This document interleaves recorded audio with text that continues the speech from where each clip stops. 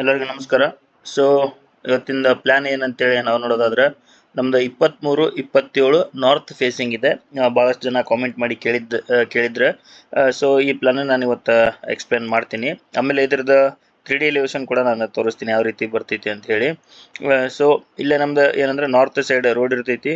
ನಮ್ದು next north ಇಂದ ಇಲ್ಲಿ ಒಳಗಡೆ ಬಂದ್ರೆ ಗೇಟ್ ಇಂದ ಒಳಗಡೆ ಬಂದ್ರೆ ನಮ್ದು 6 ಫೀಟ್ ಇಲ್ಲೇ ನಾವು ಸ್ಟೇರ್ ಕೇಸ್ ತೊಗೊಂಡಿರ್ತೀವಿ, ಪ್ಲಸ್ 1.5 ಫೀಟ್ ಇಲ್ಲೇ ಮನೆ ಮುಂದೆ ನಮ್ಗೆ ಟೋಟಲ್ ಆಗಿ. ಸೊ ನಮ್ಗೆ 7.5 ಫೀಟ್ 7.5 ಫೀಟ್ ಮನೆ ಮುಂದ್ಗಡೆ ಜಾಗ ಸಿಗ್ತೈತಿ.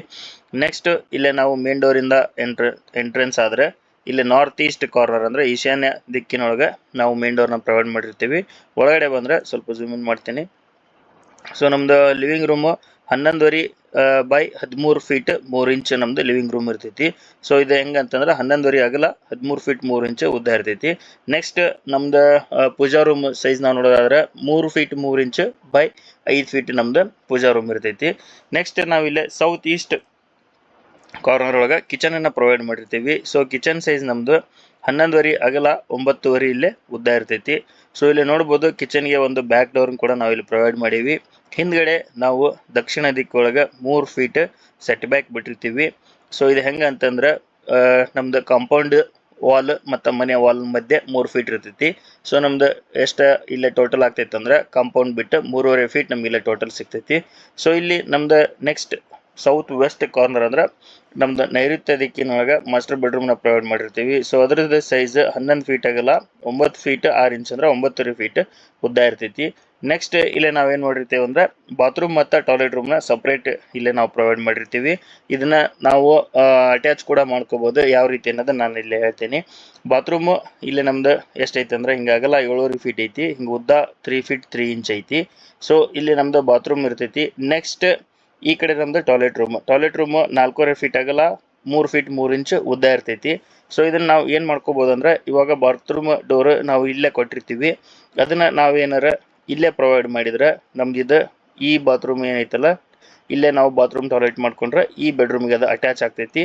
ಕಾಮನ್ ಆಗಿ ನಾವೇನ್ ಮಾಡ್ಕೋಬಹುದು ಅಂದ್ರೆ ಇದನ್ನ ಇಲ್ಲಿ ಮುಂದಲ್ ತನ ಎಕ್ಸ್ಟೆಂಡ್ ಮಾಡ್ಕೊಂಡು ಈ ಡೋರ್ನ ಇಲ್ಲೇ ಹಚ್ಕೊಂಡ್ರೆ ನಮ್ಗೆ ಅವಾಗ ಏನಾಗ್ತೈತೆ ಅಂದ್ರೆ ಈ ಟಾಯ್ಲೆಟ್ ರೂಮ್ ಕೂಡ ನಮ್ಗೆ 7.5 ಫೀಟ್ ಬೈ 3 ಫೀಟ್ 3 ಇಂಚ್ ಆಗ್ತೈತಿ. ಸೊ ಅವಾಗಿದೆ ಇನ್ನೊಂದು ಕಾಮನ್ ಆಗಿ ನಮ್ಗೆ ಬಾತ್ರೂಮ್ ಮತ್ತು ಟಾಯ್ಲೆಟ್ ಅಲ್ಲಿ ನಮ್ಗೆ ಸಿಗ್ತೈತಿ. ಸೊ ಇಲ್ಲಿ ನೆಕ್ಸ್ಟ್ ನಮ್ದು ಕಿಡ್ಸ್ ಬೆಡ್ರೂಮ್ ನಾವು ನೋಡೋದಾದ್ರೆ 11 ಫೀಟ್ ನಮ್ದು ಅಗಲ ಐತಿ. ಆಮೇಲೆ 9 ಫೀಟ್ 6 ಇಂಚ್ ಅಂದ್ರೆ 9.5 ಫೀಟ್ ಇದು ನಮ್ಗೆ ಉದ್ದ ಐತಿ. ಸೊ ಇಲ್ಲಿ ನೋಡ್ಬೋದು ಸೆಟ್ ಬ್ಯಾಕ್ ನಾವು ನೋಡೋದಾದ್ರೆ ಇಲ್ಲೇ ನಾವು ಸೌತ್ಗೆ 3 ಫೀಟ್, ಆಮೇಲೆ ಈ ಕಡೆ ಈಸ್ಟಿಗೆ 3 ಫೀಟ್, ಇಲ್ಲೇ ನಾವು ವೆಸ್ಟ್ ಸೈಡ್ 1.5 ಫೀಟನ್ನ ಇಲ್ಲಿ ಖಾಲಿ ಬಿಟ್ಟಿರ್ತೀವಿ. ಸೊ ಇದ್ರದ್ದು ಏನಂತಂದ್ರೆ ನಾನು 3D ಎಲಿವೇಶನ್ ಯಾವ ತರ ಬರ್ತೈತೆ ಅನ್ನೋದನ್ನ ತೋರಿಸ್ತೀನಿ. ಸೊ ಇದು ನಮ್ದು 3D ಎಲಿವೇಶನ್ ಈ ತರ ನಮ್ದು ಬರ್ತೈತಿ ಈ ಮನೆಗೆ.